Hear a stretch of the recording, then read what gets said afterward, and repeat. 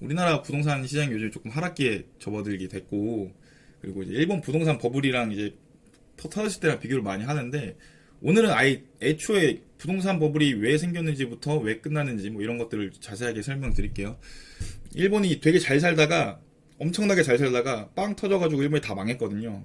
그걸 이제 일본의 거품 붕괴까지 연결해서 말하면 재밌을 것 같고, 보통 이제 이걸 조금 공부하신 분들은 플라자 합의, 뭐 무르브르 합의 뭐 해가지고 미국이 일본을 견제했다가 망했다 이렇게 알고 계시는데, 사실 그거는 물론 플라자 합의 때문에 많이 망한 건 맞는데 직접적인 원인은 그거 말고 다른 것에 있었습니다. 얘기를 하려면 제일 중요한 건 미국이 제일 중요합니다. 미국 같은 경우 미국이 계속 등장해요. 한국은 거의 등장하지 않고 미국이 계속 등장하거든요. 그래서 미국과의 상대적인 격차를 한번 보면서 시작해 보도록 할게요. 일단은 오늘의 전투력 측정기는 이제 미국이 되겠습니다. 전투력 측정을 할 때 이제 한 대상을 딱 잡아놓고 이 기준에 따라서 이제 들어가게 된단 말이죠. 그래서 미국의 이제 일본 1인당 GDP입니다. 그러니까 미국이 100일 때 일본이 GDP가 얼마나 되냐, 1인당 GDP가 얼마나 되냐, 요건데요. 1868년도에 이제 메이지 유신 이후에 일본의 1인당 GDP는 미국이 한 30% 정도 됐습니다. 그 다음에 중일 전쟁이랑 태평양 전쟁 기간 동안에 미국의 한 40% 정도까지 증가해요. 이때 GDP가 확 올라갔던 거는 전비 지출 때문입니다. 그러니까 전쟁 비용을 지출했기 때문에 GDP가 확 올라가게 돼요. 경제학 공부 조금 하신 분은 아시겠지만 GDP는 결국엔 소비, 투자, 그다음에 정부 지출 플러스 수출 빼기 수입이거든요. 그러니까 정부 지출이 많으면 GDP가 올라가게 됩니다. 그래서 전쟁 때문에 확 올라가게 되고, 당연하게도 2차 세계대전에 패망하게 되면서 미국의 10분의 1 수준까지 내려오게 됩니다. 근데 1946년부터 거의 한 1970년까지 1인당 GDP 성장률이 8.3%로 8년마다 일본이 2배씩 성장했어요. 그래서 일본의 1인당 소득이 이 기간에 25년 동안 미국이 70%까지 올라오게 됩니다. 그러니까 미국을 견제하고 위협할 수 있을 경제 수준까지 올라가게 된 거예요. 왜 이렇게 빨리 성장했을까 생각해보면 결국에 6.25 전쟁 때문이에요. 대한민국을 막아야 되니까 일본에 아예 그냥 병참 기지화를 시켜놔가지고 일본에서 한국으로 바로바로 전쟁을 갈 수 있도록 뭐 항공모함도 일본에 놓기도 하고요. 그래서 일본의 공장 같은 것들을 많이 세우게 됩니다. 이것 때문에 일본이 수혜를 많이 입게 돼요. 미국 입장에서는 그 공산화를 막아야 되기 때문에 최후의 보루로서 일본을 좀 키우는 선택을 하게 된 거죠. 이게 1950년대부터 70년대 사이에 일본이 성장하게 된 계기입니다. 1950년도에 일본이 지금 패망을 하고 일본에 대해서 이제 전쟁 배상도 해야 되고 많은 걸 해야 되지만, 미국 입장에서는 독일과 일본 다음에 가장 경계해야 될 적이 바로 소련이기 때문에 공산주의 방어를 위해 일본을 재무장시켜야 되고, 일본 내 주둔 기지 사용을 보장하는 방안이 포함됩니다. 그러니까 원래는 일본이 무장을 하면 안 되는데, 뭐 일본에 대해서 뭐 자위권을 인정해준다든가 이런 것들이 여기서 지금 인준이 되는 거죠. 1950년도에. 그래서 일본이 엄청 망해야 되는데 지금 미국들이 다시 살아나고 있는 상황입니다. 그래서 이데올로기 싸움에서 잠깐 비껴나가지고 기술 발전이 가능하게 됐어요. 그러니까 미국이 이제 우방이 된 거죠. 점령국에서 우방이 된 거죠. 그래서 이를 기초로 기업들의 설비 투자랑 수출 그리고 소비가 증대됐습니다. 이렇게 60년대에 들어서게 됐고, 돈 버는 것 족족 다 팩토리 짓고 그래서 설비 투자를 할 수 있게 된 거죠. 이거를 지금 대변해 주는 게 무엇이냐 하면 바로 일본의 가계저축률입니다. 빨간 선이 이제 일본의 저축률이고요. 검정색은 실업률 추정치입니다. 그러니까 이 빨간색 일본의 저축률만 보시면 되는데, 일본의 저축률 같은 경우가 60년대는 20% 수준이었고 70년도쯤에는 한 25%를 넘어갔어요. 그러니까 여러분 지금 버는 거에 25%를 저축한다고 보시면 돼요. 일본의 국민성이 원래 그래요. 그래서 저축률이 올라가게 되고, 저축률을 많이 하다 보니까 국내에 돌아가는 돈들이 되게 많아지게 되고, 기업들도 투자를 받기도 되게 용이해지게 됩니다. 그래서 설비 투자가 더더욱 가속화가 되는데요. 이에 따라 수출도 엄청나게 잘 되기 시작해요. 그러면서 일본이 부를 계속 저축을 하게 되는 상황입니다. 수출이 잘 된다 그러면 국가가 돈을 많이 벌게 되죠. 그래서 70년대 당시에 재밌는 이제 사회 현상이랄까요? 재밌는 단어가 나오게 되는데요. 여러분 혹시 이거 아십니까? 이게 뭐냐면 일본의 그 삼신기라고 불리는 겁니다. 삼신기 혹은 삼종신기라고 불리는 건데, 일본의 신화에 나오는 물건이거든요. 일본 건국 신화 같은 데 보게 되면 이렇게 일본 일왕이 즉위할 때마다 이렇게 대대로 건너 내려오는 건데, 뭐 건국 신화에 보면 신의 자손이 이제 일본으로 내려올 때 태양신 아마테라스로부터 이제 3가지 보물을 건네받습니다. 바로 요 삼신기라는 겁니다. 그래서 이제 뭐 실존하느냐 안 하느냐 뭐 신화 같은 건데, 뭐 이게 뭐 쿠사나기의 검이고 이게 뭐 야타의 거울이고 뭐 이렇게 있는데, 이게 이 삼신기를 모티브로 해서 나온 일본의 게임이 있어요. 90년대에 엄청나게 히트했던 종전의 히트작인 킹 오브 파이터즈라는 게임이 여기 이 삼신기에서 따온 이제 게임입니다. 거울이고 거미고 뭐 구슬이고 뭐 요런 게임이죠. 그래서 지들끼리 치고받고 싸우는 건데 50년대에 이제 삼신기가 또 등장하게 됩니다. 그게 바로 흑백 텔레비전, 세탁기, 냉장고. 요게 일본의 주력 상품이 돼요. 이거를 삼신기라는 표현을 쓰게 돼서 수출이 엄청나게 되고 엄청나게 호황을 누리게 됩니다. 60년대엔 또 세 개가 또 나와요. 일본이 전 세계 시장을 강타하게 됩니다. 이게 바로 이제 컬러 TV, 그리고 그걸 하나씩 또 뭐예요? 에어컨, 쿨러 해가지고 요 세 개. 50년대에는 흑백 텔레비전, 에어컨, 세탁기가 흥했다면 60년대 들어오면서부터는 TV랑 차랑 에어컨이 이제 엄청나게 또 팔리기 시작합니다. 그래서 이쯤부터 국내 시장을 노리지 않고 전 세계 시장을 개척하면서 무역 수지가 1년에 한 13.5%씩 증가했다고 해요. 이 돈을 모아서 뭐 설비 근대화를 하기도 하고 기술 혁신이 따르면서 일본 제품의 이제 국가 경쟁력이 높아지게 됐습니다. 그래서 굉장히 잘 사게 됐어요. 일본은 70년대 당시 이미 되게 잘 살았어요. 하나의 예시를 보여드리게 되면 혹시 여러분 이 만화 아십니까? 이 만화 마루코는 9살이라는 만화인데 일본에서 공전 에이트를 친 만화예요. 90년대에 나왔는데 배경이 이제 60년대 후반, 뭐 70년대 초반, 요 일본 모습이 배경입니다. 69년, 뭐 72년, 요때 일본의 모습이 지금 어떻게 돼 있냐 하면, 요렇게 돼 있죠. 그래가지고, 스테이크를 먹습니다. 사람들이 다 모여서 집도 넓고, 스테이크도 먹고, 그 다음에 학교를 가면 애들이 옷도 잘 입고, 뭐 스프, 푸딩, 뭐, 우유, 빵, 이런 거 다 먹죠. 배불러서 남기기도 하고. 근데 이때 당시에 우리나라는 지금 어떠고 있었냐? 우리나라는 요러고 있었거든요. 이 만화 아시죠? 검정고무신이라는 만화인데 주식하시는 분들은 이것보다는 조금 이게 이해에 좀 더 친숙하긴 하겠지만 이때 당시 70년대 초반 이게 검정고무신은 69년도 배경이거든요. 69년도에 당시에 우리나라는 뭐 요렇게 밥을 먹었죠. 일본에서는 요렇게 밥을 먹을 때 우리나라에서는 요렇게 밥을 먹고 있었다. 그래서 이 정도로 지금 엄청 큰 차이가 있었거든요. 기영이 보시게 되면 바나나 하나에도 이렇게 울고 그랬던 건데 이제 본격적으로 시작해 보도록 하겠습니다. 버블의 시작. 이게 경제 버블을 설명하려면 뭐 사실 이거 하나만 해도 진짜 한 3-4시간 동안 얘기를 할 수 있는데 우리가 알아야 될 게 있어요. 공부하실 분들은 여기서부터 필기하세요. 돈이 뭐냐는 거지. 돈이 왜 생겼냐? 이거를 가장 쉽게 설명하는 게 뭐냐면, 자, 우리가 돈이라는 걸 쓰지 않고 물물 교환을 하려면, 뭐, 사과랑 배를 교환한다면, 그죠? 사과 하나에 배 하나 이렇게 교환할 수 있겠지만, 난 사과를 더 좋아해. 그러니까 배를 2개 갖고 와. 이렇게 할 수도 있고, 어떤 사람은 난 배가 더 좋아. 그러니까 배 하나랑 교환하려면 사과를 2개 갖고 와야 돼. 이렇게 말할 수 있단 말이죠. 학문적으로 말하는 주관적 효용이라는 게 모두가 다르다 보니까 이거를 일치시켜줄 게 필요하다. 그래서 나온 게 돈이라는 거거든요. 사과 하나의 가치는 1,000원일 수 있고 2,000원일 수 있어요.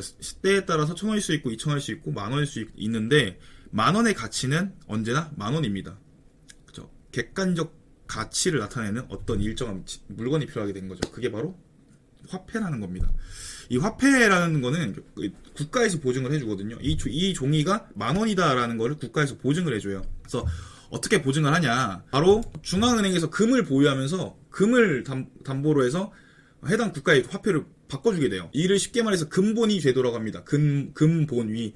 그러니까 금을 우리가 늘 들고 다닐 수 없으니까 이 화폐를 갖고 있으면 이만큼의 금을 갖고 있는 거랑 똑같은 거야 라고 국가가 보증을 해주는 거죠. 최초에는 영국에서 이를 시행했는데 20세기 들어나가지고 이제 1차 세계대전이 일어나게 되고 이제 영국에서 돈을 많이 찍으면 자, 금은 일정한데 화폐가 많아지게 되면 화폐 가치가 굉장히 떨어지게 되겠죠. 그쵸? 금 하나에 화폐 하나였던 게 화폐가 2개가 되면 화폐 가치는 예전에 비해서 2배로 더 떨어지겠죠. 절반밖에 안 되겠죠. 그러다 보니까 금본위제를 유지하기가 어려웠어요. 그래서 각국에서 다 폐지를 했는데 근데 일단 통화라는 게 있긴 있어야 되잖아요. 그죠? 그래서 여기서부터 이제 전 세계 인플레가 시작이 되는 게 바로 어떤 사건이 있게 됩니다. 브레턴 우즈 시스템이라고 하는데 전 세계 금의 74% 정도를 보유하고 있는 미국의 화폐, 그러니까 미국의 달러를 중심 화폐로 놓는 거예요. 기축 통화로 만들어 놓고 각국의 통화를 달러에 고정시키는 고정환율제를 채택을 합니다. 그래서 금 1온스를 35달러로 고정시켜주고 그 외에 다른 나라의 통화는 달러에 고정시키는 거예요. 다른 나라의 화폐를 여기다 달러에 고정시켜놓고 달러가 움직이게 되면 같이 움직이게 되는 이렇게 되고 그래서 보증을 하는 거예요. 우리는 금이 많으니까 달러 갖고 오면 금으로 줄게 이렇게 되는 거죠. 그래서 관리가 되게 수월해지게 됩니다. 그래서 이게 2차 세계대전 종료 직전인 1944년도에 미국 브레턴 우주에서 이 조인을 했다고 해서 브레턴 우주 시스템이라고 하게 됩니다. 근데 아까 영국이 이거를 유지 못했다고 했죠. 왜? 1차 세계대전 때문에 돈을 엄청나게 찍어대니까 이게 화폐가 엄청나게 많이 나오게 되면서 물가가 엄청나게 상승을 하게 되는 거죠. 전쟁 때문에 유지를 못하게 됩니다. 근데 60년대 들어오게 되면서 동남아시아에 엄청난 사건이 일어나게 돼요. 그게 바로 우리가 알고 있는 베트남전입니다. 베트남전이 일어나게 되면서 1964년부터 미국이 베트남전에 참전을 하게 되거든요. 그러면서 많은 돈이 필요하게 됩니다. 그래서 갖고 있는 금의 양보다 더 많은 달러로 찍어내기 시작을 해요. 그렇죠? 그러면 달러 가치가 하락이 예상이 되겠죠. 금은 한정적인데 달러는 엄청 많아지게 되니까 달러 가치가 하락하게 된다고요. 이걸 눈치챈 유럽 국가들이 달러랑 금이랑 교환을 계속 시켜달라고 요청을 해요. 니네 지금 금 떨어질 것 같으니까 빨리빨리 돈 달라 해가지고 미국이 갖고 있던 금이 바닥날 것이 이제 예상이 되는 거죠. 뭐 우리가 스타크래프트 같은 뭐 그런 게임 하면 치트키 쳐가지고 뭐 쇼미더머니 이렇게 해가지고 뭐 달러를 만들어내면 되는데 혹은 뭐 금을 만들어내면 되는데 그게 안 되니까 미국이 쥐지치고 이제 어떤 선택을 하게 되냐, 이 체제를 이제 포기합니다. 이제 우리나라는 이제 뭐 금이랑 달러랑 이렇게 고정시키지 않고 그냥 변동으로 가자 해서 변동 환율제를 이때 도입을 하게 돼요. 지금 여러분 듣고 계신 분들 이거랑 일본이랑 뭔 상관이 하겠지만 이걸 알아야 일본의 지금 버블을 알 수가 있어요. 금 대신에 그러면 이제 달러를 보증을 해줘야 될 거 아니에요. 지금까지 실물 자산이 금으로 달러를 보증해 줬는데, 아니 화폐라는 게 결국 종인데 이 종이 종아리를 뭘 믿고 이제 내가 이거를 갖고 지금 경제 활동을 하느냐 해서 미국이 어떤 생각을 하게 되면 금 대신에 뭘로 미국의 달러를 보증해 주냐, 미국의 국채로 달러를 보증해 주게 됩니다. 그래서 요즘에 경제 뉴스나 그런 거 보면 뭐 국채 수익률, 미국 국채 수익률이니 뭐니 해서 중요한 게 바로 이 달러의 가치를 보존해 주는 수단이 바로 국채이기 때문에 그래요. 미국 국채를 더 발행하기 시작해요. 미국 국채로 발행하기 시작하고 달러는 이미 기축통화야. 그러면 이제 어떤 현상이 일어나게 되냐면 바로 달러를 찍어내게 되면서 대인플레 시대에 들어오게 됩니다. 여기에 그러니까 이걸 1971년도에 이 브레턴 우주 시스템을 포기하고 이 사건을 당시 닉슨 대통령의 이름을 따서 닉슨 쇼크라고 하게 됩니다. 이런 사건이 일어나게 돼요. 여기다 지금 또 하나 물을 부은 게 뭐가 있냐면 바로 오일 쇼크입니다. 오일 쇼크. 73년도 10월 달에 4차 중동 전쟁이 일어나요. 그래서 석유 가격이 대폭 인상이 되거든요. 그래서 달러 전쟁하려고 달러가 엄청 풀어놨는데 여기다가 지금 유가도 엄청 상승하게 되죠. 지금이랑 거의 비슷하는 거죠. 지금 푸틴이 전쟁 일으켰는데 지금 또 유가도 지금 미쳐 날뛰니까, 이러니까 미국에 지금 엄청난 인플레이션이 발생하게 됩니다. 얼마나 발생하게 됐냐 하면 13년도 당시에 보시게 되면 자, 이쯤을 보면 좋습니다. 그래서 미국의 성장률은 쭉 떨어지는데 인플레이션은 쭉 올라가고 실업률도 쭉 올라가게 돼요. 그러니까 물가는 엄청 상승하는데 소비 하락이 시작이 되고 경기 침체가 일어나게 돼요. 불황이 시작이 되는 거죠. 물가는 오르는데 경기는 불황이 된다. 이거 우리 경제학 시간에 뭐라고 배우죠? 바로 미국에서 70년대 당시에 이제 스태그플레이션이 본격적으로 일어나게 돼요. 그래서 이걸 잡아야 되잖아. 지금 물가도 엄청 오르고 경제는 지금 망하고 있다고, 미국 입장에서는. 이걸 뭘로 잡냐 하면 우리 되게 유명한 이 아저씨가 나오게 돼요. 폴 볼커라는 아저씨입니다. 그래서 1979년도에 미 연준의장이 취임해가지고 달러 공급에 의한 유동성 팽창, 그러니까 돈 엄청 풀린 거 있죠. 이거랑 오일 쇼크에 의한 물가 상승이라는 두 마리 토끼를 잡기 위해서 어떻게 하느냐 하면 이 아저씨가 취임하게 되면서부터 금리를 20% 이상 올려요. 정확히 말하면 21.5%까지 올리거든요, 기준금리를. 지금 우리 기준금리 뭐 3%, 5% 막 이렇게 하면서 지금 다 죽겠다 난리 나는데, 이 물가 잡으려고 금리를 20% 이상 올려요. 금리가 20% 이상 오른다. 이거 반대로 말하면 돈 빌리기가 되게 어려워지는 거죠. 만약에 10%였다가 20%가 되면 내가 100만원 빌렸을 때 이자를 10만원 내야 됐었는데 지금 20만원을 내야 되는 상황이 오는 거예요. 그래서 이때 당시 금리를 엄청 올려서 유동성은 확대된 건 잡아내긴 했는데 미국 중소기업의 40%가 도산했다고 합니다. 중소기업이 40%가 도산을 했으면 미국 국민들의 삶의 질이 엄청 내려가겠죠. 이 결과 물가가 83년도에 3.2%까지 떨어집니다. 물가는 잡혔어요. 물가가 3%까지 떨어졌는데 문제가 뭐냐면 바로 오프쇼어 현상이 일어나게 됩니다. 오프쇼어 현상이 뭐냐면 국내 공장의 해외 이전을 의미하는 거예요. 돈 빌리기 어렵고 경기가 안 좋으니까 미국 내에서 공장을 만들 수가 없는 거예요. 그래서 좀 싼 다른 국가로 가가지고 공장을 세우고 거기서 물건을 만들어내는 거죠. 이러면서 미국 내 실업률이 10%가 넘기도 했습니다. 정리를 하면 베트남전이 발생하면서 미국의 달러가 엄청 풀렸고 오일 쇼크로 인해서 비용이 엄청 증가해서 스태그플레이션도 발생하게 되고, 이를 잡으려고 물가부터 잡으려고 금리를 엄청 급격하게 오르다 보니까 미국 내 생산시설 상당 부분이 해외로 이전을 했고 미국의 경제 상황이 많이 안 좋아졌다. 요 정도까지가 일단 미국의 70년대 상황입니다. 이런 혼란의 틈을 타고 누가 들어왔냐 하면 바로 일본이 쳐들어오게 돼요. 이때 이미 일본은 그 가성비 좋은 제품을 들고 전 세계를 상대로 이제 엄청 호황을 벌이고 있었거든요. 2차 세계대전이 끝나고 망해야 되는데 미국이 그 이데올로기 싸움한다고 막아주고 돈 풀어주고, 근데 거기다가 일본은 값싼 제품을 잘 만들어서 수출도 잘 되고 돈을 엄청나게 벌고 있는 상황, 내수 시장도 되게 좋고. 근데 일본이 만든 제품이 어디가 제일 잘 팔렸냐면 미국에 제일 잘 팔렸습니다. 미국뿐만 아니라 미국이 침체가 돼가지고 미국의 이제 전 세계 자각력이 많이 떨어졌을 때 일본이 비죽고 들어가는 거죠. 미국은 지금 소련이랑 싸운다, 뭐 공공실 찍고 있고 한데 일본은 그냥 가만히 그냥 공장 설비 돌리는 거예요. 심지어 가격도 싸요. 뭐 소니, 뭐 파나소닉, 뭐 캐논 이런 것들 엄청 불티나게 잘 팔리는 거죠. 이 70년대 후반 당시에 일본은 세계 1위의 무역 흑자를 기록해요. 그래서 막대한 자본을 비축했죠. 해외에서 막대한 자본이 들어오는데 지들도 저축을 잘해. 기업이 생산이 잘 돼. 그러니까 고용도 잘 돼. 월급도 잘 줘. 자산 가격도 올라. 완전 호황의 시기가 오는 거죠. 아무튼 근데 세계 최강 미국이 이거를 손 놓고 가만히 있나? 말도 안 되죠. 열받은 미국이 이제 일본을 향한 역습이 시작이 됩니다. 그게 바로 닉슨 대통령이 내려가게 되고 레이건 대통령이 이제 취임하게 되면서부터 미국의 반격이 시작이 돼요. 신자유주의 노선을 따르는 양반인데요. 유명한 명언이 있습니다. 정부는 문제 해결책이 아니라 정부야말로 문제다. 그래서 세금 깎아주고 규제 완화하고 연방 예산 삭감해주고 완전 신자유주의 노선을 가는 거예요. 기업한테 엄청 특혜를 많이 주기 시작합니다. 그래서 미국의 물가 상승이 아까 폴 볼커 그 할아버지랑 이 양반이 합쳐져가지고 일단 물가 상승이 많이 꺾였고 실업률도 많이 감소를 해요. 그렇죠? 근데 대외적으로는 이게 좀 잘 안 먹혔다. 왜냐, 수출 부분에 보게 되면 고금리 정책 21%에 해당하는 기준금리를 올려버리기 때문에 달러 강세를 유지하겠죠. 미국의 투자만 해도 20% 준다는데 달러가 되게 몸값이 올라가겠죠. 근데 이러다 보니까 가격 경쟁이 많이 떨어지게 되고 수입이 증가하게 돼서 무역 적자가 굉장히 커지게 됩니다. 그렇죠? 그래서 수출도 적자야. 냉전 시대가 되게 가속화가 돼요. 그래서 냉전 시대에 소련을 견제하려면 돈이 많이 들어가는데 문제는 감세 정책을 하고 있죠. 감세를 정책을 하다 보니까 정부 수입이 감소가 되기 시작합니다. 근데 군사비 지출은 증가를 해요. 그래서 재정 적자도 커지게 됩니다. 그래서 지금 수출도 안 되고 그다음에 재정도 지금 고간이 마이너스 나기 시작하고, 그럼 어떻게 해야 돼요? 희생양을 찾아야지. 희생양이 누구였냐? 바로 일본이 되겠습니다. 그래서 일본이 우물에 독을 탔다.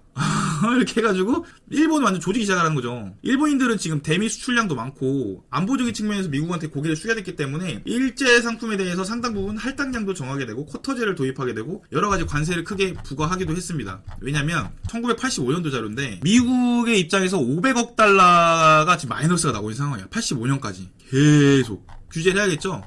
그래서 방금 말씀드린 대로 뭐 쿼터제도 도입하고 할당량도 도입하고 뭐 관세도 크게 부과하고 그래가지고 일본 수입을 많이 줄일라 했어요. 일본 가격체를 올려가지고 일본의 가격 경쟁력을 떨구려고 했단 말이에요. 그래서 우리나라는 지금 이 무역 전쟁, 미국의 일본에 대한 경제 제재 같은 것들을 이런 혼틈을 타고 금성에서 TV를 만들기 시작하고요.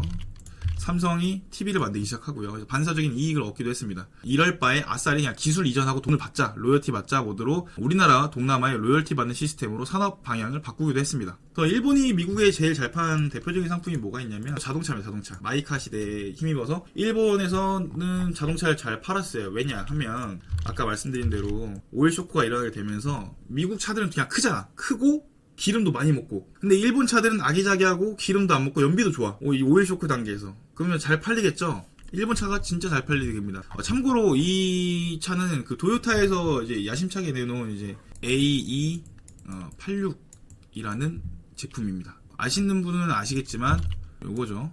이니셜 D에서 주인공인 이제 후지와라 타쿠미가 두부 배달할 때 쓰던 차예요. 관성 드리프트 이러면서 쓰던 차인데 왜 오히려 좋아 모드로 가냐 하면 일본이 미국에 아예 현지 공장도 차려버려요. 그래서 일본 자동차가 더 많이 팔리는 상황 오게 됩니다. 돈을 많이 벌다 보니까 이제 일본에서도 이제 자신감 생겼다 해가지고 고급차를 만들어 팔아도 되지 않을까 해서 나온 모델이 렉서스입니다. 그래서 렉서스가 많이 팔리면서 그 또 혼틈을 타고 우리나라의 이제 현대 포니가 더 소형화 시켜가지고 미국이 잘 팔렸죠. 정리하자면 미국의 물가 상승을 잡기 위해서 여러 정책을 썼고 그 결과 미국의 경기로 침체가 되었는데 그 틈을 일본이 잘 비집고 들어갔고 일본을 잡기 위해서 미국이 여러 정책을 썼지만 큰 효과가 없었고 오히려 일본은 더 잘 나가고 있었다. 이 정도로 정리할 수 있겠네요. 자, 여러분 고생하셨습니다. 여기서부터 이제 우리가 알고 있는 그 유명한 일본의 버블이 시작이 됩니다. 여러분 이 호텔 아시나요? 이 호텔 눈치채신 분 있겠지만 우리 럼프 형이 나왔던 그 호텔이죠. 바로 플라자 호텔입니다. 나홀로 집에 2에 나왔던 그 호텔인데 미국의 뭐 여러 정책과 규셨지만 일본과의 무역 적자는 뭐 줄어들 기미는 보이지 않았고 아까 말씀드린 대로 미국의 이제 무역 수지도 굉장히 마이너스인 상태에서 세금 정책도 안 먹혀. 각종 규제가 안 먹혀. 그러면 어떻게 해야 돼요? 완전히 그냥 애초에 그 근간을 흔들어 버려야 돼요. 바로 85년도 9월 22일 날 미 재무장관 제임스 베이커라는 사람이 이제 미국, 영국, 프랑스, 독일, 일본 요 5개 국가의 재무장관들을 다 소집을 합니다. 그래가지고 5명이서 이 플라자 호텔에서 만나요. 만나서 그 자리에서 바로 일본 엔화와 이제 독일 마르크화 제일 주된 정책인데 이거를 가치를 강제로 올려버리고 달러 가치는 내려버려요. 이게 바로 플라자 합의인데 이게 어떤 의미가 있냐면 자 일본 거를 좀 포커스로 해서 보시게 되면 구체적인 정책 과제 이 플라자 합의에서 합의된 과제는 요렇게 됩니다. 그래서 일본 같은 경우가 상품이랑 서비스 시장 개방을 확대해라. 니네 내수 시장 좀 풀어줘라. 우리도 좀 미국도 좀 팔아먹자. 두 번째가 이제 정부 규제 완화를 통해서 민간 경제 활력에 제고를 시켜주자. 제일 중요한 거는 요 소비자 금융 및 주택 금융 시장을 활성화시키자 라고 하게 되는 겁니다. 그래서 환율을 아예 그냥 박살을 내버려요. 플라자 합의 직전에 달러당 240엔이었어요 환율이. 근데 3개월 만에 200엔대로 내려오게 되고요. 3년 뒤에는 120엔대로 오게 됩니다. 그러니까 3년 만에 이 엔화의 가치가 2배로 절상이 된 거예요. 이게 어떤 영향이 있나? 이렇게 말을 하면 좀 이해하기 어려울 수도 있으니까 쉽게 말씀드리게 되면 자 우리가 중고딩 때 많이 쓰던 요 제품 요 하이테크라는 제품 있죠. 우리 학창시절 고급템이었던 하이테크를 갖고 설명드리겠습니다. 예를 들어서 이 하이테크 펜의 가격이 지금 200엔 1달러에 200엔이라 쳐봅시다. 그래서 미국 사람들도 이 1달러를 주면 하이테크를 살 수 있었어요. 근데 자고 일어났더니 1달러에 100엔이 된 거야. 고정돼 있단 말이에요. 하이테크는 200엔인데 미국 사람들이 이제 이 하이테크를 사려면 1달러로는 안 되는 거야. 미국 사람들이 하이테크를 사려면 2달러가 있어야 된다는 거죠. 쉽게 말하면 이 미국 사람들이 느끼기에는 일본의 가격이 2배가 된 거예요. 그러면 어떻게 되겠어요? 수입을 덜 하겠죠. 클래스가 조금 되시는 분들은 1달러가 2달러 똑같은 거 아니냐 하겠지만 저희 같은 이제 저희라는 표현 죄송합니다.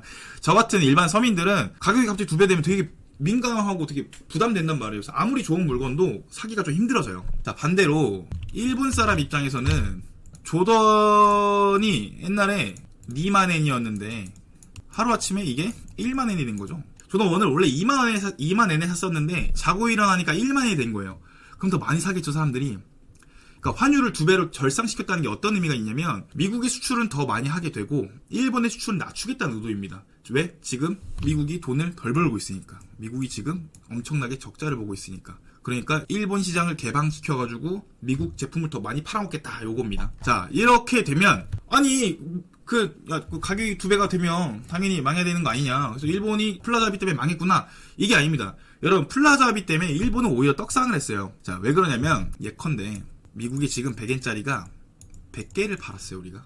그러면 수출을 10,000엔을 한 거죠. 근데 이게 2배가 됐어요.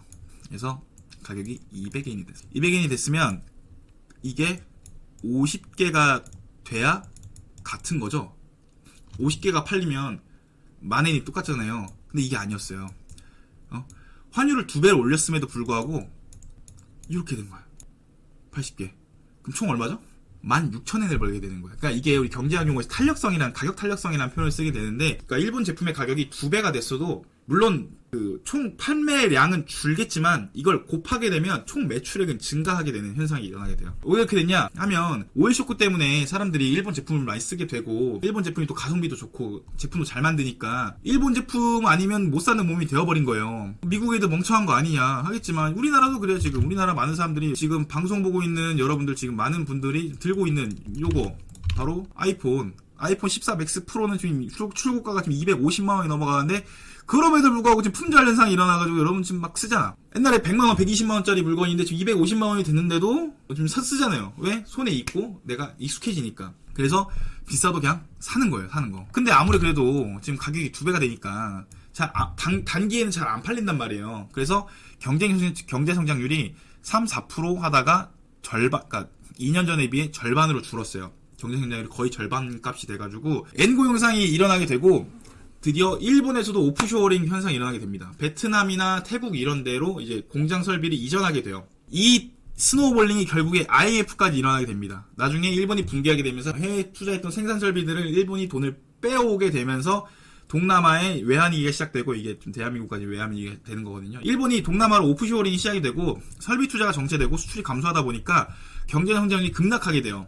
정부 입장에서 어떻게 해야 돼요? 경기 부양을 해야겠죠. 여러분 경기 부양하려면 뭘 해야 될까요? 정부 입장에서 가장 쉽게 할 수 있는 카드, 지금 요즘에 제일 핫한 주제 있죠. 바로 두 개만 하면 됩니다. 바로 금리와 화폐입니다.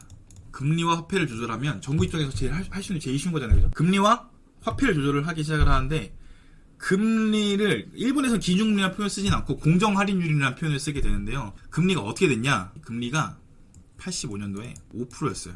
이거를 단기에 2.5%까지 인하를 시킵니다. 금리를 단기에 2.5, 87년까지 87년이니까 2년, 약 2년에 걸쳐서 금리를 절반으로 줄여버려요. 그리고 화폐. 정부 입장에서 화폐를 어떻게 통제해요? 대표적으로 세금이죠. 85년부터 87년까지 당시 돈으로 6조 엔을 풀어요. 6조 엔. 우리나라 돈으로 60조를 이제 풀어버리는 거예요. 그래서 관련 자료를 보게 되면 일본 정부는 엔고로 대외 부분이 어려움을 처하자 단기에 안 팔리겠죠. 가격 2배 되니까. 이에 대응하기 위해 통화정책을 완화하고 경기 부양을 재정정책을 실시하였다. 기준금리인 공정할인율을 85년 말 5%에서 87년 2월 2.5%까지 인하했다. 루블 합의는 오늘 스킵하도록 하겠습니다. 그래서 총 5조엔 플러스 1조엔에서 6조엔의 돈을 풀기 시작을 합니다. 그래서 유동성이 굉장히 풍부하게 되고 버블이 시작되게 돼요. 그러니까 일본이 금리를 인하한 이유가 뭐가 있냐면 당연히 경기 부양책도 있겠지만, 그러니까 미국이 지금 일본 조지고 있잖아요. 그러니까 내수 시장을 활성화시키고 하기 위해서 일본이, 그러니까 정부가 기업을 도와줘야 된다 이거야. 금리를 인하해가지고 기업의 자금 조달을 원활하게 하고, 자금 조달을 원활하게 해서 설비 투자를 촉진시킨 다음에 이 설비 투자를 통해서 가계의 소비도 촉진시키게 되고 가계 소득도 증가하게 되는 이 낙수 효과를 원해서 했거든요. 근데 결론은 아시겠지만 이 돈들이 싹 다 부동산 시장에 흘러가게 됩니다. 금리 인하가 되면 투자를 많이 하겠죠. 돈 땡겨서 투자하겠지. 투자하게 되면 소비가 올라가지 않을까, 이런 것도 하고, 얘네 세이빙스, 얘네 저축률이 이미 높았으니까 저축도 많이 하겠고, 요거를 원했는데 어림도 없지. 다 리얼 에스테이트에 돈이 들어가게 됩니다. 싹 다 돈이 들어가게 돼요. 이거랑 주식시장에 들어가게 됩니다. 금리 인하를 하게 돼서 시장의 유동성이 풍부해지고 이 돈들이 다 투자 시장에 들어오게 되는데, 이때 일본의 이제 주가 수익 비율 1985년쯤에 보시게 되면 1985년도에 일본 주식시장의 퍼가 33배였는데 최고 87년도에 67배까지 돼요. 쉽게 말하면 일본 주식시장 전체에서 일본 주식시장에서 벌어진 영업이익으로 67년을 일을 해야 이 한 기업을 할 수 있다는 거예요. 그리고 이제 일본 버블의 이제 신화적인 기업이 있는데 바로 NTT라는 기업입니다. 이거 아실 분 다 아실 거예요. 상장하자마자 거의 상장 시초가가 120만 엔이었는데 2일 만에 25% 올랐어요. 상장하고 2일 만에 25% 오르고 2주 뒤에 100% 올라가지고 240엔까지 찍게 됩니다. 이게 안 보이는데 240엔까지 찍게 됩니다. 그러니까 사자마자 2주 뒤에 100% 올라요. 이 미친 주식이었습니다. 그러니까 일본의 전신전화라고 우리나라 KT 같은 데인데 이걸 민영화를 시키게 돼요. 그래서 민영화를 하면서 각종 뉴스나 미디어에 막 사야 된다, 이거 화성 간다, 이런 말들을 하게 되는 거죠. 그래서 89년도 말에는 4천만 엔까지 올라가게 됩니다. 120만 엔에 상장한 게 4천만 엔까지 가요. 어마어마하게 올라가게 됩니다. 얼마나 대단한 거냐면 NTT를 하나 팔면 서독 주식시장 전체를 살 수 있었대요. 독일 전체의 주식시장을 요거 하나 팔면 살 수 있었대요. 니케이 225 지수를 볼까요? 자, 일본에 돈을 풀었어요. 금리 인하를 했어요. 화폐를 풀기 시작했어요. 돈이 싹 다 투자 시장에 갔죠. 그래서 버블이 여기 딱 멈추게 됩니다. 거의 그래프가 지수가, 우리나라 코스피 지수가 2,000 하던 게 8,000 된 거예요, 지금. 얘 지금 10,000 하던 게 지금 4만 된 거 아니에요, 지금. 그 급이야, 그 급. 자, 그러면 당시에 아시겠지만 당시에 50대 기업 시가총액 순위를 보면, 자 볼까요? 50개 중에 탑 10만 볼게요. 탑 10 중에 8개가 일본의 기업이었습니다. 버블 당시에. 이만큼 엄청나게 빵빵 버블이 터진 버블이 꽉 찬 상태였어요. 그리고 여기서 재밌는 게 뭐가 있냐면, 자, 미국 기업은 매출액이라서 그렇게 막 자세한 건 아니지만 대충 54,000을 벌 때 시총이 IBM은 76,000이었고 82,000을 벌었을 때 62,000이었는데 NTT 같은 경우는 얘보다 덜 벌었는데 몇 배야, 거의 4배의 시총이었습니다. 그러니까 IBM보다 돈을 못 버는데 시총은 4배였다는 거죠. 이만큼 거품이 엄청 심했던 상황. 이렇게 보시면 될 것 같습니다. 여러분이 지금 80년도 후반 당시에 일본 사람이에요. 주식이 막 이래 날아가고 있어. 코스피 2천 하다가 코스피까지 8천 낸다고. 어떻게 할 거예요? 어떻게 하긴 넣어야지. 투자해야지. 일외함? 일외함 모드로 해야지. 투자해야죠. 그래서 지금 이때 당시 썰에 따르면 썰도 아니고 자료나 뭐 87년, 88년도 당시 기사를 보게 되면 주식 안 하고 부동산 안 하면 바보 소리 듣고 지금 일 왜 함 이러고 주식 왜 안 함, 부동산 왜 안 함, 니 주식 안 하면 바보 이러고 옆 팀의 김 대리는 뭐 해가지고 10배를 벌었는데 니는 이렇게 열심히 일을 해가지고 뭘 할 것이냐 이러고 있고 열심히 일하는 사람을 조롱을 하는 이 사회 현상이 그게 다라는 현상이 일본에서 일어나게 됐습니다. 부동산 얘기해볼게요. 부동산 얘기. 일본도 지금 고도 성장을 했단 말이에요. 그래가지고 60년대에서 70년대까지 소비자 물가 지수가 2배 오르는 동안 토지 가격이 50배가 올랐어요. 그래서 일본 사람들의 이제 부동산 불패 현상이 굉장히 일어나게 됐습니다. 그래서 이거 우리나라 얘기 아닙니다. 일본 얘기입니다. 부동산은 반드시 무조건 뜬다. 요것들이 이제 현상들이 일어나게 되면서 정부가 지금 저금리 기조와 재정 지출 이제 확대를 하게 되고 정부는 지금 금리 낮춰주고 있고 화폐를 계속 발행을 하고 있는 상황. 은행은 어떻게 했냐면 돈 복사를 계속하고 있었어요. 돈 복사. 자, 일본의 집가 상승률인데요. 80년대 중반부터 집가가 엄청나게 뜨기 시작했어요. 그죠? 그래서 은행은 지금 어떻게 하고 있었냐면 이 지금 버블에 부채질을 하고 있습니다. 부채질. 지금 막 땅값이 몇 배씩 오르고 주식이 몇 배씩 오른 동안 일본 은행들은 계속 투자해라고 돈을 저리로 계속 빌려주고 있었어요. 시설 투자하라고 기업에 저리로 돈을 계속 대출해줬거든요. 국가에서. 환율 우리가 2배 절상해가지고 네 가격 상대적으로 비싸졌기 때문에 널 도와줄게. 금리로 낮게 해줄게. 저리로 금리 대출해줄게. 그럼 이 대출받은 이 돈으로 뭘 하냐면 생산시설을 더 지어. 지금 하이테크가 지금 하나에 200엔인데 이 200엔을 싸게 하려면 어떻게 해야 돼요? 얘를 많이 만들면 됩니다. 물건을 많이 만들면 자연스럽게 싸져요. 가격이. 그렇죠? 내수시장도 다 돌아가고 고용 증진도 될 거 아니에요. 그래서 일본 정부에서 원하는 건 뭐냐면 돈을 싸게 빌려줘가지고 얘네가 생산을 계속 하게끔 공장을 만들고 사무실과 공장을 계속 만들어가지고 이걸 물가를 어떻게 대미 수출할 수 있는 가격 경쟁력을 만들려고 한 게 일본 정부의 의도였는데 공장이랑 사무소 만들려고 부지를 탐색을 하고 있었는데 재밌는 게 대출받아서 부동산을 구입하고 제조를 시작을 했는데 일본은 전통적인 제조 국가죠. 근데 여러분이 물건을 만들어서 파는 것보다 부동산 사고 파는 게 돈이 더 많이 남게 된다면 여러분은 어떻게 하실 겁니까? 물건 만들어서 파는 것보다 부동산 투자해서 부동산으로 이윤을 남겨먹는 게 훨씬 더 돈이 많이 된다고요. 즉 우리가 주식 투자할 때 많이 들었을 텐데 영업이익보다 영업의 수익인 투자이익이 더 많이 나는 상황이 된 거예요. 그러면 합리적인 경제 주체인 우리는 당연히 일하고 물건을 팔아서 만드는 이익보다 주식과 투자를 더 많이 하겠죠. 그래서 경쟁적으로 기업들이 토지를 많이 구입하기 시작을 합니다. 이때 은행에서 돈을 빌려주게 돼요. 은행은 대출 경쟁을 하게 되다 보니까 LTV를 어디까지 가게 되냐면 120%까지 가게 됩니다. 왜? 가격은 오르니까. 일본의 토지평가사, 감정평가사들도 120%까지 해주는 거예요. 정확히 말하면 평가사들은 100% 다 평가를 하고 은행에서 평가사들이 100원으로 평가를 하면 은행에서는 120원까지 돈을 빌려주게 되는 거예요. 무차입이 넘어서 나는 아무것도 아닌 돈이 더 생긴 거죠. 돈 없어도 부동산 구입이 가능하고 하라는 일을 안 하고 사장님들도 우리 물건 왜 만듦 이러고 하면서 죄다 부동산 공부, 부동산 투자 공부하고 주식 투자 공부하고 그 다음에 일외함 그리고 매스미디어에서는 커피 사 먹을 돈으로 주식 사세요. 애 학원 보내지 말고 이 돈으로 기업에 취직하기보다 기업을 소유하는 걸 그렇게 가세요. 여러분 경제 공부 애들 공부 잘 시켜야 됩니다. 이러고 있고 지금 죄다 진실을 말하는 사람들은 다 매장당하고 지금 아니다. 일본은 지금 우리나라 지금 더 잘 될 거고 아파트 없는 애들 정신 차려라. 지금 당장 아파트 사야 된다. 이런 얘기하고 있는 거예요. 사람들이 일을 안 하고 투자만 하려고 하니까 그래서 기업들이 뭘 하냐면 인재 모시기를 시작을 합니다. 그래서 사람들을 계속 모시려고 해요. 그래서 임금도 올라가게 돼요. 이런 상황이에요. 지금 자 다시 금리가 낮아. 정부가 돈을 풀고 있어. 화폐 시장에는 유동성이 풍부해. 근데 물가도 그렇게 많이 안 올랐어요. 이 기간에 물가가 별로 안 올랐어. 일본의 물가는 생각보다 안 올랐어요. 왜? 쉽게 말해서 여러분 우리가 맥주를 먹을 때 맥주가 카스랑 버드와이저가 있다고 쳐봅시다. 카스가 1,000원에서 2,000원이 됐어요. 물가 엄청 올랐네요. 근데 버드와이저가 2,000원에서 1,000원이 됐어요. 카스가 1,000원에서 2,000원이 됐는데 버드와이저가 2,000원에서 1,000원이 됐다고요. 그러면 우리가 소비자가 느끼는 물가는 똑같네.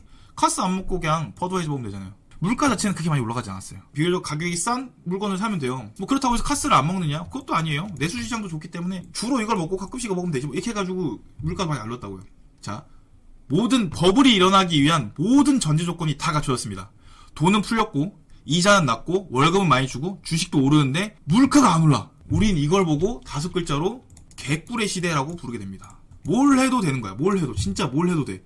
4년 만에 부동산 시장의 저당 융자금이 126조 4천억 원이 됩니다. 종전에 비해 어마어마하게 올랐어요. 상업용 부동산 같은 경우가 87년에 74조였는데 91년에 148조 N이에요. N이 됐고 주거연조당액도 같은 기간에 75조 N에서 127조 N이 됩니다. 그쵸? 엄청나게 저당이 많이 되고 일본의 땅값 상승률이 여기 보시면 85년도부터 88년도까지 지수예요. 지수. 개별 부동산의 지수입니다. 도쿄의 지수, 땅값 상승률, 도쿄 전체가 65% 올라요.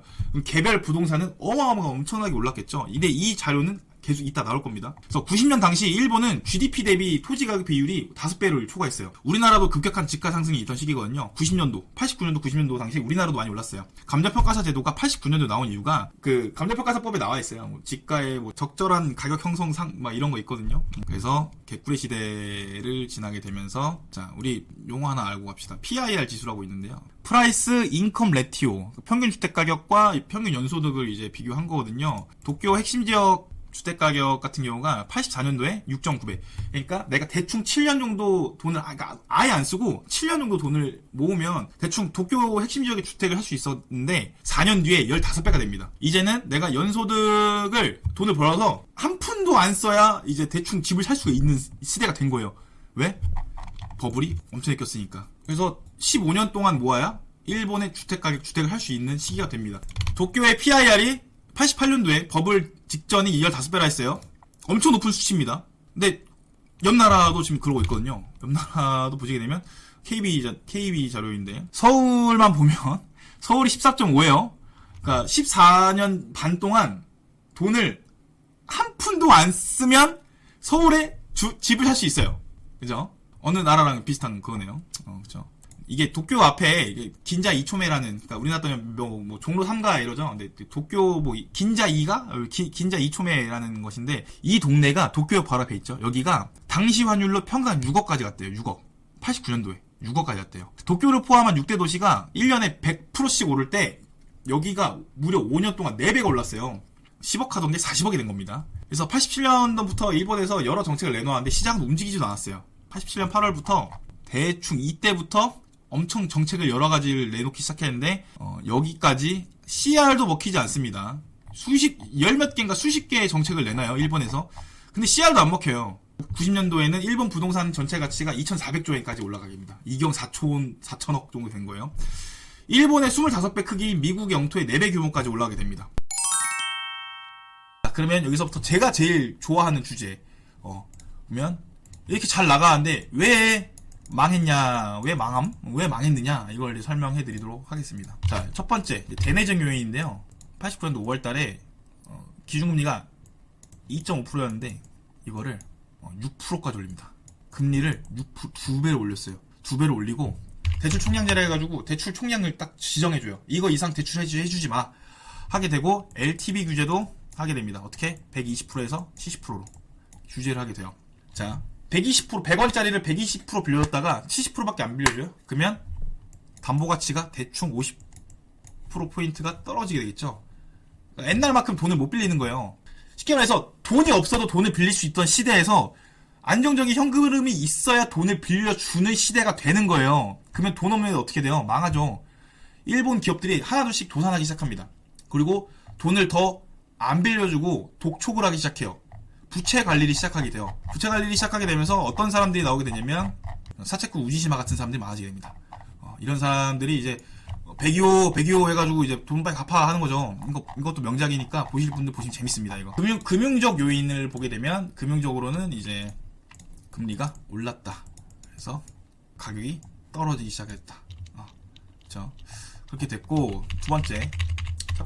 근데 금리 올라서 가격 떨어지는 것도 이제 지금 우리나라 현상이네요, 그죠? 계속 일본 얘기하는데 계속 우리나라 얘기하는 것 같네요, 그죠?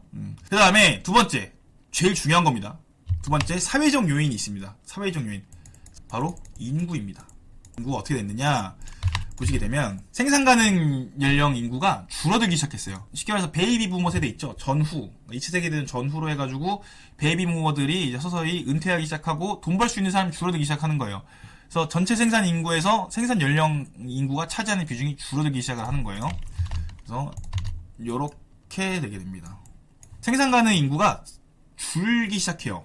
그러니까 돈 벌 수 있는 사람이 주는 거죠. 유효 수요, 즉 아파트나 주식을 살 수 있는 사람이 줄어든다고요. 수요진자가 줄어든다고. 그러면 당연히 가격이 떨어지겠죠. 근데 이게 한 번에 훅 꺼진 거예요. 그 다음에 공교롭게도 92년부터 버블이 터진 91년 그쯤부터 해서 지속적으로 감소하기 시작하고 저출산 고령화 문제까지 맞물리기 시작을 하게 됩니다.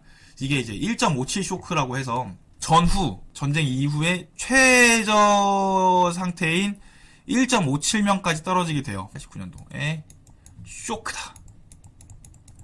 에블바디 쇼크가 일어나게 돼가지고 일본에 지금 미쳤다 이거 지금 우리 애가 없다 미쳤다. 그래서 지금 우리 생산 인구도 줄고 애도 지금 안 태어나는데 빨리 어떻게 좀 해야 되지 않겠냐. 근데 배부른 소리 하고 있는 거죠.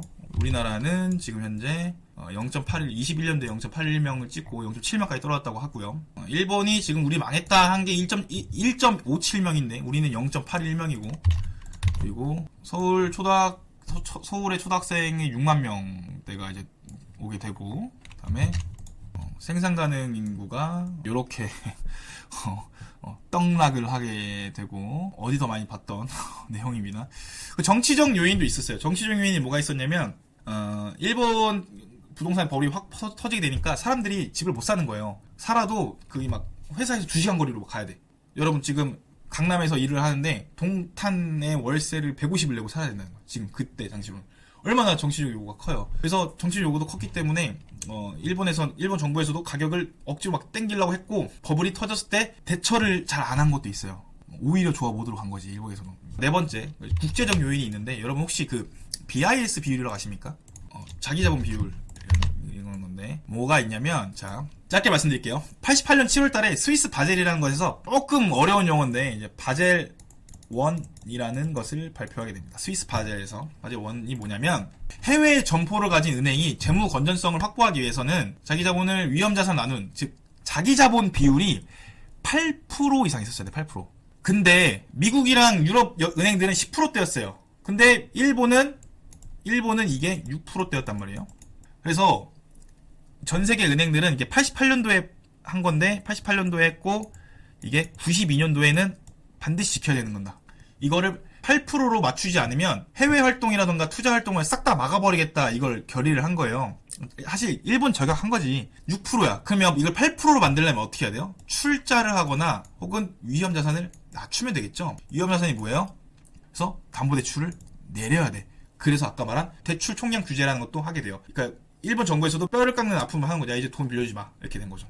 그래서 어떻게 됐냐? 정리하면 붕괴 이후에 96년까지 회복하려고 했으나 붕괴 이후 어떻게 됐냐면 이렇게 쭉 떨어지게 됩니다. 정점 찍고 도쿄가 거의 1000에 있던 게 어디까지 떨어지냐면 거의 400까지 떨어지게 됩니다. 마이너스 60%. 이것도 지수여서 그런 거지 실제 개별 가격들은 90%까지 떨어진 것들도 있다고 하더라고요. 그래서 붕괴 이후에 어떻게 됐냐 하면 96년도까지는 회복하려고 했는데 97년도에 외환위기가 발생합니다. 그래서 회복을 하려고 했는데 첫 번째 회복하려다가 96년까지 엄청난 노력을 하다가 97년도에 IMF 터지죠. IMF가 우리나라만 터진 게 아니에요. 전 아시아의 전쟁 외환위기가 터지게 됩니다. 두 번째부터는 98년부터는 마이너스 성장을 해요. 마이너스 1에서 2%씩 성장을 하게 됩니다. 반복해요. 마이너스 성장하고 반복해요. 그래서 첫 번째가 이제 버블이 터지게 되고 두 번째로는 이제 IMF 때문에 두 번째가 이제 망하게 되는데 이거를 이제 또 대변해주는 만화가 하나 있죠. 잔혹한 천사의 태제로 유명한 이 OST. 90년도에 91년도에 이제 퍼스트 임팩트가 터져가지고 일본이 퍼스트 임팩트 이후에 망했고요. 그래서 뭐 좀 해보려고 하니까 IMF 터졌죠. 세컨드 임팩트가 터졌습니다. 세컨드 임팩트가 터져가지고 또 이제 잘 해보겠다 어떻게 해보겠다 했는데 08년도에 요게 터집니다. 그래서 서드 임팩트까지 터지게 돼요. 그래서 일본이 나락 직전까지 갈 뻔하다가 겨우겨우 살려가지고 요번에 내가 제대로 해보겠다 해서 한 게 2020년도 도쿄 올림픽을 추진을 했는데 어림도 없지. 중국에서 요게 발병을 하게 됩니다. 그래서 일본이 장기적인 경제 침체에 들어가게 되는 것이죠. 그래서 자, 그러면 첫 번째, 금리가 낮았잖아요. 그럼 바로 올리면 되지 않았냐? 선제적 대응을 하면 되지 않았냐? 불가능했어. 왜? 91년도에 걸프전이 발발하게 됩니다. 그래서 유가가 3배가 올라요. 그래서 보시면 물가가 상승했기 때문에 금리 인하하기가 상당히 어려운 상황. 그러니까 나라가 어려운데 전쟁이 일어나서 금리를 함부로 낮추지 못한다? 금리 인상에 따른 이자율 상승과 소비세가 증가했고 대출 총량 규제 때문에 지금 빚내서 집 살 사람이 없어졌고 살 사람이 없는데 대출 부담까지 나오게 됐고 공급이 폭발적으로 증가했다. 가격이 엄청나게 폭락을 했다. 가격이 적절히 떨어지면 좋은데 엄청 폭락을 했잖아요. 그래서 일본 정부가 뭘 했냐면 첫 번째가 일본에서는 부동산 공급을 할 때 어떻게 하냐면 대규모 공급을 해요. 아예 대규모 공급을 해요. 그래서 여기 보시게 되면 여기 도쿄 근처에 뭐가 있냐 하면 다마 신도시라는 걸 만들게 됩니다. 서울로 따지면 동탄 정도 돼요. 65년부터 개발해서 97년도에 완성이 됐고 초기 분양률이 어마어마했답니다. 80대 1까지 해가지고 그러니까 여기 위성도시를 만든 거예요. 그래서 40만 가구를 시도를 해서 위성 신도시를 만들었는데 일본 버블이 터지고 나서 이게 20만으로 줄어들게 됩니다. 수도권에 우리나라 따지면 수도권 조금 그쪽에 있는 신도시죠. 여기 신도시에 있는 젊은이들이 싹 다 도쿄로 빠지게 돼요. 왜? 여기서 못 살기니까. 살기 힘들어지니까. 경제가 안 좋으니까. 젊은이들이 오히려 도쿄에 몰리기 시작합니다. 옛날에 그 다큐멘터리도 나왔는데 이 라인 있죠. 이 라인. 여기는 빈집들이 어마어마하게 많습니다. 지금. 우리 이게 뭐 감정평가 용어로 말씀드리게 되면 우리가 그 DW 자사보면 모형에 보게 되면 결국에 어떠한 요인이 와서 금리가 내려가고 뭐가 어떻든 간에 공급이 증가하게 되면요. 결국에 장기의 가격은 다시 수렴하게 되거든요. 금리가 인하했다가 다시 금리 정상으로 오게 되면 결국에 결론만 말씀드리게 되면 공급만 늘어난 상태가 됩니다. 공급만 늘어나요. 빈집만 늘어나게 됩니다. 일본이 그랬고 미국도 그랬고. 그래서 뭐 참고 자료로 이 정도 보시면 될 것 같습니다. 그래서 얼마 빠졌냐 하면 공시 가격이 이렇게 떨어졌다가 이렇게 가는 공시지가도 많이 떨어지게 되고 그리고 지방이 소멸하기 시작했다. 지금 우리나라 얘기하는 거 아니에요. 다시 말하지만 80년대 후반 일본 얘기입니다. 지방이 소멸하기 시작했다. 그러면 재건축이나 재개발하면 되지 않냐 할 수 있겠지만 일본은 정비사업 제도가 굉장히 까다로워요. 거기다가 집 생긴 것도 싹 다 이렇게 생겼죠. 이거 뭐예요? 짱구네 집이죠. 이런 목조집이 많아요. 지진이나 이런 것 때문에 목조집이 많아서 대규모 정비사업도 하기가 어려워요. 목조집이라는 건 어떤 의미가 있냐면 철콘이 아니라 목조집이라는 거는 감가상각의 대상이 된다는 거거든요. 수리를 계속 해줘야 돼요. 그리고 우리나라처럼 아파트에 모여가지고 사람들이 사는 게 아니라 한 명이 요만큼씩 계속 소유하고 있다 보니까 구역이 굉장히 넓죠. 돈이 받기도 어렵습니다. 자, 이 상태에서 일본 정부의 오판이 뭐냐? 이게 핵심이 지금 제가 정부 비판을 사석에서도 많이 하는 편인데 지금 제일 제 개인적으로 정부가 지금 오판하고 있는 게 뭐냐? 일본처럼 아예 부동산을 나락가게 만들려고 하는 것 같아요. 일본 정부의 오판이 무엇이냐 하면 바로 공급을 확대합니다. 집값이 급등한 게 본인들 정책이 잘못돼서 급등한 것도 아니고 투기 세력과 다주택자들 때문에 집이 급등을 했고 정치적으로도 지금 사람들 달래줘야 될 거 아니야. 그러니까 캐치프라이즈라던가 슬로건을 어떻게 내걸기 시작하냐면 집이 없어서 가격이 급등했다고 이제 프레임을 씌워버려요. 그래서 80년대 후반부터 90년대 초반까지 6년 동안 1년에 150만 호씩 증가시킵니다. 공급을 합니다. 1년 곱하기 6년 동안 150만 호 전후로 주택 공급이 돼요. 대충 한 900만 호 정도 공급이 된 거죠. 900만 호. 폭락의 기름을 부은 거예요. 아니 지금 집도 미분양이 엄청 나왔는데 여기다 공급 정책을 엄청나게 해버렸단 말이에요. 응? 그래서 18년도 기준에서 일본의 빈집 비율이 어떻게 되냐면 13.6%라고 합니다. 100가구 중에 14가구가 빈집인 거예요. 그래서 보시게 되면 아직도 도쿄는 자 이게 인구 1000명당 주택수입니다. 우리나라도 뭘 많이 짓긴 했는데 일본 같은 경우는 이제 잽이가 안 되죠. 일본은 1000명 있으면 그 중에 579, 그러니까 1000명이니까 한 가정으로 하게 되면 집이 남아 돌게 된다는 거죠. 부동산 공급은 늘리긴 쉬워도 줄이기는 어렵습니다. 부실 건가요? 못 부시죠. 은행도 망하고 구식채권도 엄청나게 많이 나오게 됩니다. 이제 결말 말씀드리겠습니다. 결말이 무엇이냐? 자, 국가가 돈을 많이 벌어가지고 자본이 쌓인 상태에서 하라는 그 영업이랑 하라는 공부는 안 하고 죄다 투자에만 몰두해가지고 버블이 점점을 찍고 터져서 망했다.